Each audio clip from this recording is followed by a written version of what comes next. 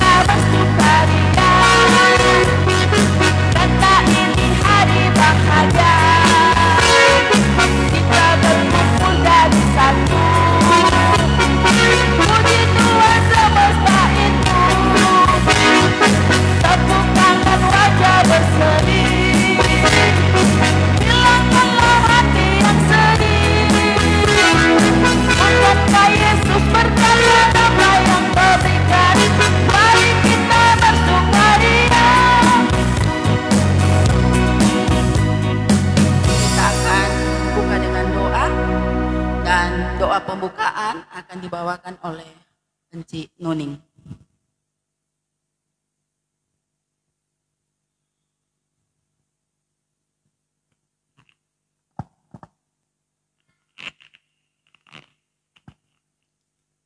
Nah, adik-adik, mana tuh suka berdoa, lipat tangan, tutup mata, orang mau berdoa. Mari kita satu doa, kita berdoa. Tuhan Yesus, ada ungkapan syukur di pagi hari ini di mana Engkau begitu mengasihi kami sehingga kami dikumpulkan di rumah-Mu ini dengan tubuh yang diberkati. Tuhan, kami akan memulaikan ibadah ini, biarlah Tuhan tuntun agar semua boleh berjalan dengan segala baik. Bagi teman-teman dan guru-guru sekolah minggu yang masih dalam perjalanan, biar Engkau menuntun mereka agar mereka boleh tiba di tempat ibadah ini dengan selamat. Ini doa kami dalam nama Tuhan Yesus, haleluya, amin. Amin.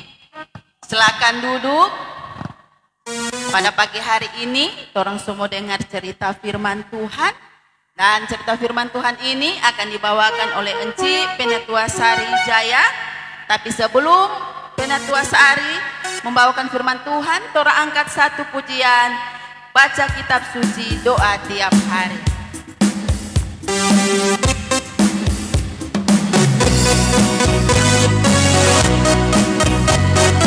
Mana tepuk tangannya anak-anak sekolah minggu? Kita berpuji, doa tiap hari, doa tiap hari, doa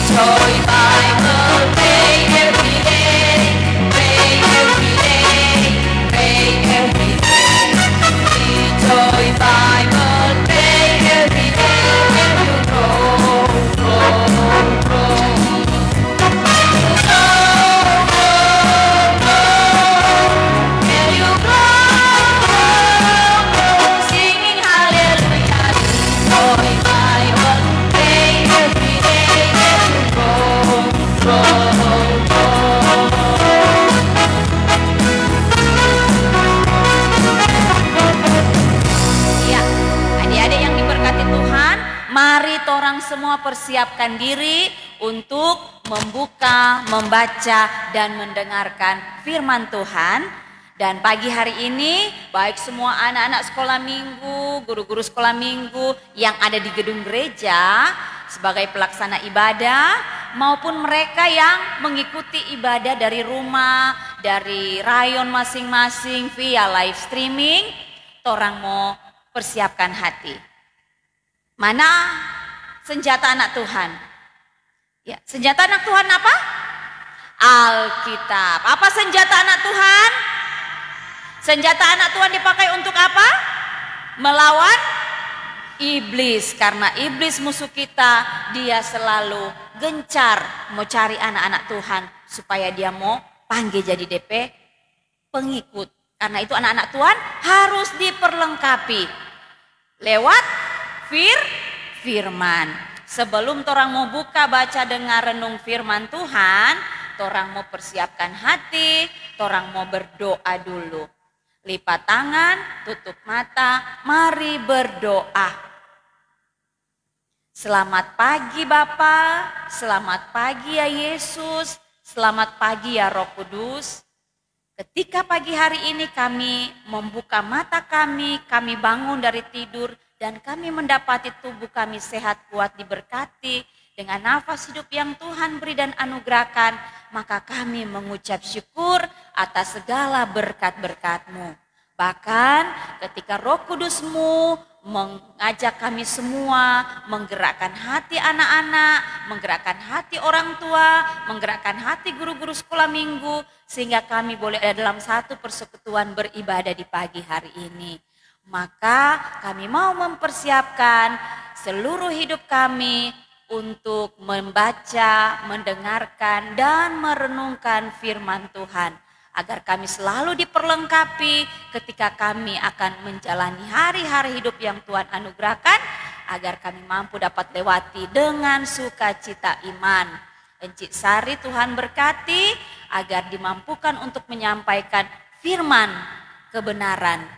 Dan semua anak-anak guru sekolah minggu, bahkan orang tua yang mendampingi pun, Tuhan berkati supaya kami semua beroleh berkat lewat firman ini.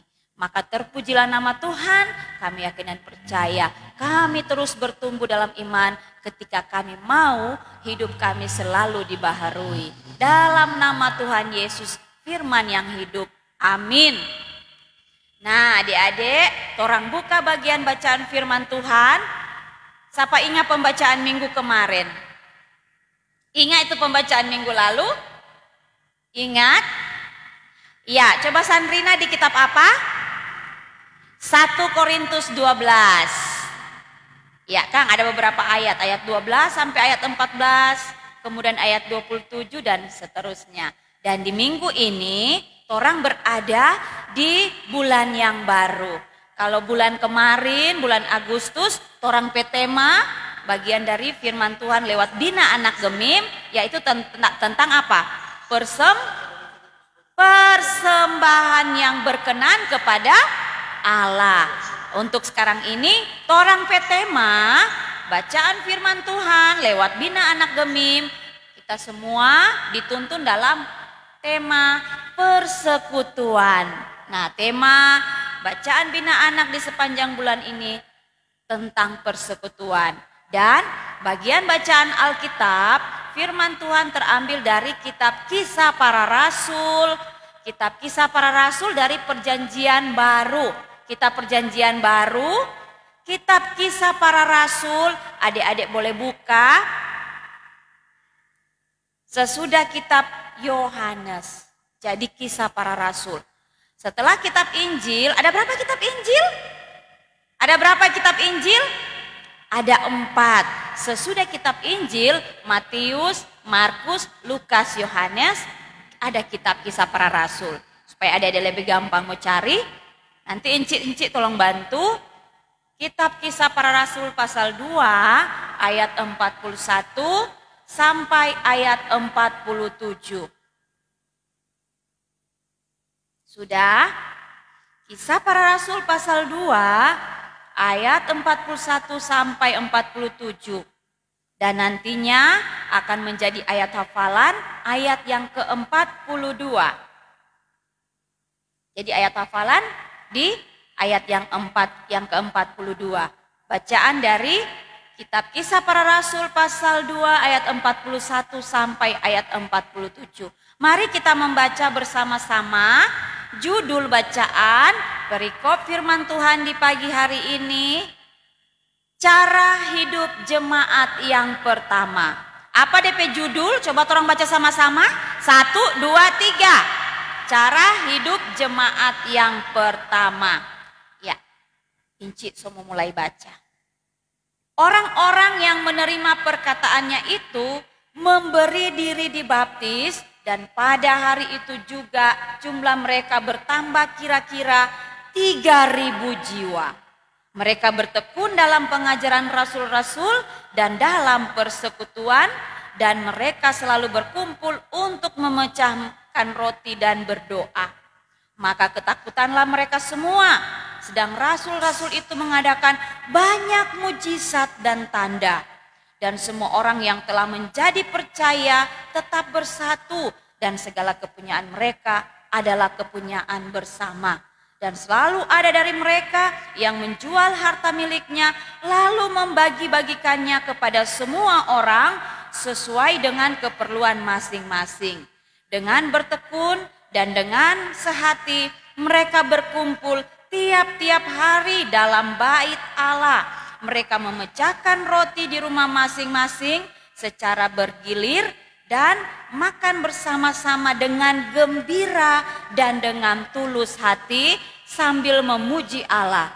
Dan mereka disukai semua orang, dan tiap-tiap hari Tuhan menambah jumlah mereka dengan orang yang diselamatkan. Demikian firman Tuhan.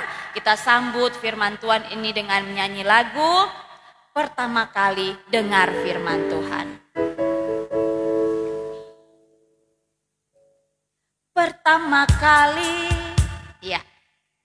Semua berdiri dengan gerakan. Menyanyi lagu ini ada DP gerakan, jadi mari berdiri.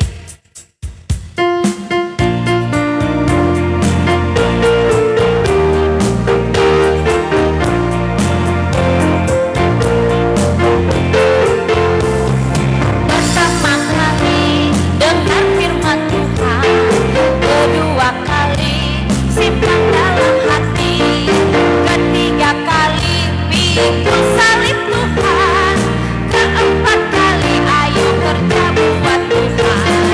Tanganku kerja buat Tuhan, mulutku memuji namanya, kakiku berjalan cari jiwa, umatku besar di surga. Tepuk tangan untuk kemuliaan nama Tuhan. Silakan duduk. Encik mau sapa dengan sapaan kasih. Shalom Aleichem. Puji Tuhan, luar biasa. Sekalipun mungkin yang lain belum sempat ambil bagian dalam ibadah, tapi bersyukur kita yang selalu terpanggil, Roh Kudus ada gerakan hati adik-adik untuk datang beribadah. Banyak akhir-akhir ini encik dapati anak-anak yang sakit, bahkan juga orang dewasa. Jadi ada mewabah virus, adik-adik harus lebih berhati-hati, jaga kesehatan, rajin apa? Makan, minum, juga rajin belajar, rajin berolahraga. Ya, supaya orang badan sehat, kuat, dijauhkan dari segala sakit penyakit. Nah, encik mau tanya Pak adik-adik, so pernah encik tanya dalam bacaan minggu ke-2 di bulan Agustus. Ya Pak adik-adik datang ke gereja. Untuk apa adik-adik datang ke gereja? Untuk apa? Untuk apa? Untuk beribadah. Untuk apa datang ke gereja? Memuji Tuhan. Untuk apa datang ke gereja lagi? Berdoa. Ya, jawaban adik-adik semua itu benar. Torang datang ke gereja karena torang mau apa? Beribadah, memuji nama Tuhan, melayani Tuhan. Torang mau menyenangkan hati Tuhan lewat persekutuan beribadah. Apa itu persekutuan? Nah, persekutuan itu yaitu ketika adik-adik datang berkumpul, itulah yang dinamakan persekutuan. Bersekutu bersama-sama satu hati, orang mau mengundang kuasa Roh Kudus, mengundang Tuhan hadir lewat Roh Kudusnya, ada bersama-sama dengan orang memuji nama Tuhan dalam bentuk ucapan syukur sebagai rasa terima kasih karena Tuhan sudah memberkati orang pe kehidupan lebih dulu. Jadi adik-adik datang, orang datang sebagai rasa syukur, terima kasih Pak Tuhan. Tuhan pe baik Pak orang luar biasa. Amin. Amin. Tuhan pe baik luar biasa atau enggak? Luar biasa. Orang pe hidup siapa yang kasih? Tuhan. Nafas siapa yang kasih? Tubuh sehat siapa yang kasih? Pintar siapa kasih? Tuhan. Ada mama dan papa, oma opa siapa yang kasih? Tuhan yang kasih semua apa orang. Bahkan Tuhan ada kasih keselamatan cuma-cuma. Tuhan menyediakan hadiah yang gratis buat orang. Apa hadiah gratis dari Tuhan? Surga adalah hadiah gratis dari Allah. Adik-adik selalu ingat itu. Adik-adik datang ke tempat ini karena Tuhan telah menyediakan kita tempat yang terbaik. Yaitu surga. Nah, adik-adik dalam bacaan firman Tuhan di pagi hari ini, kisah tentang kehidupan para rasul. Siapa itu rasul-rasul? Yaitu murid-murid Tuhan. Orang-orang yang dipanggil Tuhan untuk mau memberitakan Injil atau kabar baik. Awal mula gereja itu dibentuk ketika Yesus terangkat ke sorga dan turunlah dari langit berupa lidah-lidah api hinggap di atas murid-muridnya yang dinamakan apa itu? Ketuangan apa? Roh Kudus. Untuk yang pertama kali jemaat mula-mula itu terbentuk setelah murid-murid Yesus yaitu mereka para rasul, mereka menerima kuasa Roh Kudus. Mereka dapat melakukan mujizat-mujizat. Mereka dapat melakukan hal-hal yang luar biasa seperti apa yang Yesus katakan dan lakukan. Jadi adik-adik, Tuhan memberikan mereka kuasa. Pada saat itu, waktu orang-orang Adalia ketika itu Roh Kudus hinggap kepada murid-murid Yesus, mereka berbicara dengan bahasa roh. Satu dengan yang lain tiba-tiba mereka berbahasa, bahasa yang mereka tidak ketahui. Orang nintau mungkin pakai bahasa Talaor, bahasa Sangir, bahasa Minahasa. Orang soalnya tidak sadar karena Roh Kudus yang bekerja. Sedangkan orang-orang yang tidak menyukai mereka, orang-orangnya suka mereka, orang bilang begini, orang itu ada kemasukan apa? Mungkin mabos tuh. Ada yang beranggapan seperti itu. Tetapi orang lain ketika mereka melihat dan mereka percaya apa yang dilakukan para rasul, para murid-murid itu, banyak sekali orang langsung menjadi percaya.